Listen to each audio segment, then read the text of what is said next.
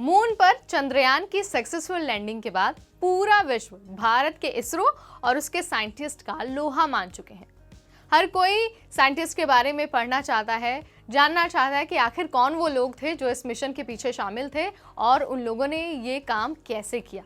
इसी बीच जो हमारी ऑडियंस है, यानी कि जो व्यूअर्स हमारे हैं, जो हमारी वीडियोस देखते हैं, उनके मन में भी एक सवाल आया है। वो जानना चाहते हैं कि आखिर इसरो में साइंटिस्ट कैसे बन सकते हैं, और साथ ही वो ये भी जानना चाहते हैं कि कौन कौन सी पढ़ाई की ज़रूरत होती है, कौन सा एग्ज़ाम देना पड़ता है और साथ ही एलिजिबिलिटी क्राइटेरिया क्या है।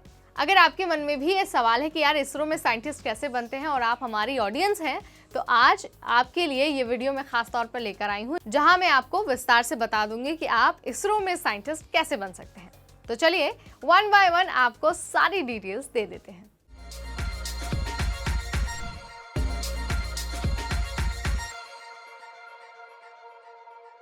हाय एवरीवन, मैं हूं नेहा आपके साथ और एक बार फिर से आप सभी का बहुत बहुत स्वागत है एनबीटी टेक इट पर।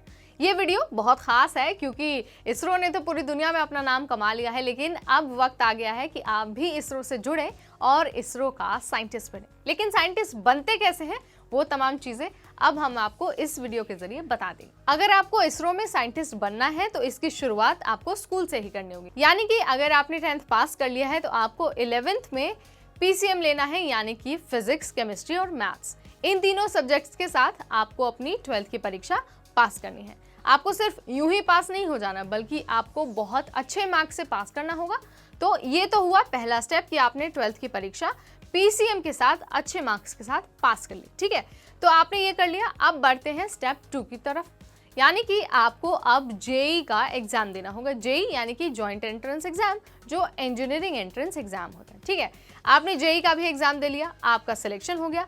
अब आपको क्या करना है, या तो आपको मैकेनिकल इंजीनियरिंग चूज करनी है, एरोस्पेस चूज करना है, या फिर सीएस चूज करना है यानी कि कंप्यूटर साइंस, या फिर आपको इलेक्ट्रॉनिक्स या फिर रेडियो इंजीनियरिंग चूज करना है। यानी कि जब आप जेई एग्जाम क्लियर होने के बाद जब बी या फिर बीटेक में एडमिशन ले रहे होंगे, तो आपको ये जो मैंने आपको बताया, आपको इनमें से कोई एक कोर्स चूज करना होगा। ठीक है, ये बात तो हुई सेकंड स्टेप की। आपने कोर्स भी चूज कर लिया, ठीक, बीटेक या फिर बीई में एडमिशन ले लिया। ठीक है, तो आपने एडमिशन ले लिया। एडमिशन लेने के बाद आपको क्या करना है, बहुत अच्छे से पढ़ना है और पढ़ने के बाद जो आपका बीटेक है उसको बेहतरीन मार्क्स के साथ कंप्लीट करना है। जैसा कि आपने 12th में किया था, आपको अच्छे मार्क्स लाने हैं।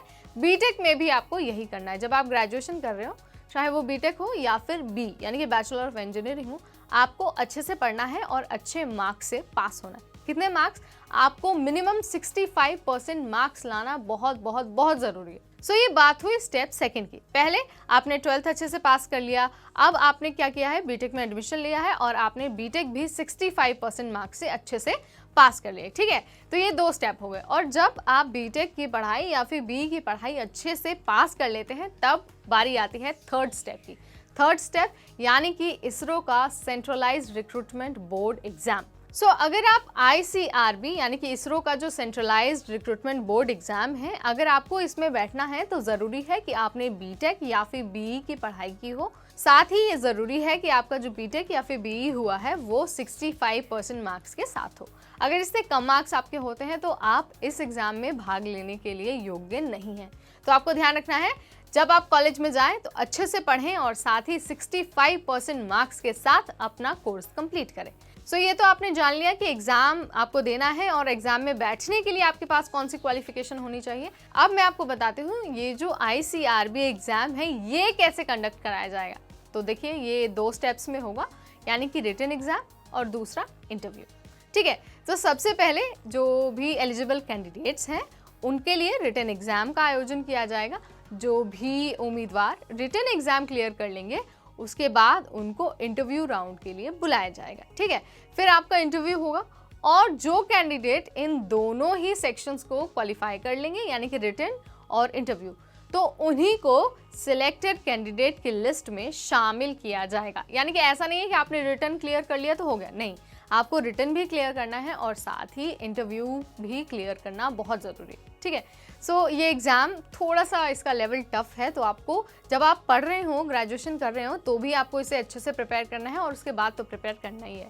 सो आपको इस एग्ज़ाम के लिए जी तोड़ मेहनत करनी होगी। ठीक है, लेकिन ऐसा नहीं है कि आप सिर्फ बीटेक ही करके इस एग्ज़ाम में बैठ सकते हैं और साइंटिस्ट बन सकते हैं। आप चाहें तो अगर आपका किसी स्पेशलाइज्ड फील्ड में एमटेक है या फिर आपने पीएचडी की हुई है तो भी आप इसरो से एज अ साइंटिस्ट जुड़ सकते हैं।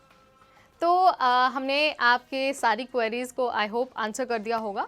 अगर फिर भी आप कुछ और भी हमसे जानना चाहते हैं तो भी आप हमें बता सकते हैं, और साथ ही मुझे लगता है कि मैंने अपने सारे पॉइंट्स को बहुत अच्छे से आपके सामने क्लियर कर दिया होगा। और अगर आपको इसरो में साइंटिस्ट बनना है तो आपको स्कूल से ही लग जाना होगा। सबसे पहले स्टेप पीसीएम, नेक्स्ट बीटेक, और बीटेक में भी 65%, एंड देन उसके बाद आईसीआरबी एग्ज़ाम।